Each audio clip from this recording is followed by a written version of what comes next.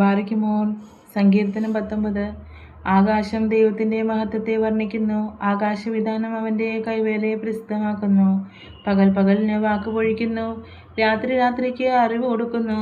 ഭാഷണമില്ല, വാക്കുകളില്ല, ശബ്ദം കേൾപ്പാനുമില്ല. ഭൂമിയിലെല്ലായിടവും അതിൻ്റെ അളവുനൂലും ഭൂതലത്തിൻ്റെ അറ്റത്തോളം അതിൻ്റെ വചനങ്ങളും ചെല്ലുന്നു.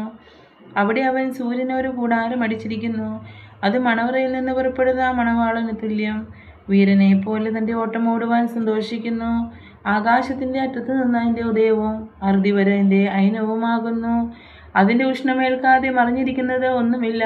യഹോവയുടെ ന്യായപ്രമാണം തികവുള്ളത്, അത് പ്രാണനെ തണുപ്പിക്കുന്നു. യഹോവയുടെ സാക്ഷ്യം വിശ്വാസ്യമാകുന്നു, അത് അല്പബുദ്ധിയെ ജ്ഞാനിയാക്കുന്നു. യഹോവയുടെ ആജ്ഞകൾ നേരുള്ളവ, അവ ഹൃദയത്തെ സന്തോഷിപ്പിക്കുന്നു. യഹോവയുടെ കൽപ്പന നിർമ്മലമായത്, അത് കണ്ണുകളെ പ്രകാശിപ്പിക്കുന്നു.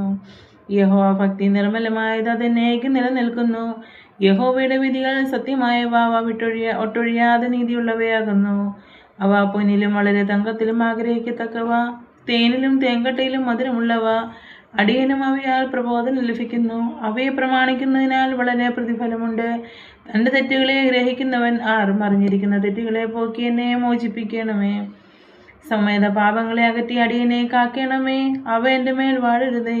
എന്നാൽ ഞാൻ നിഷ്കളങ്കനും മഹാപാതകരഹിതനുമായിരിക്കും. എൻ്റെ പാറയും എൻ്റെ വീണ്ടെടുപ്പുകാരനുമായ യഹോവേ, എൻ്റെ വായിലെ വാക്കുകളും എൻ്റെ ഹൃദയത്തിലെ ധ്യാനവും നിനക്ക് പ്രസാദമായിരിക്കുമാറാകട്ടെ. സംഗീത പ്രമാണിക്ക് ദാവീദിൻ്റെ ഒരു സങ്കീർത്തനം. ദൈവമേ, സ്തുതിക്ക് യോഗ്യമാവുന്നു. ബാരയ്ക്കുമോർ.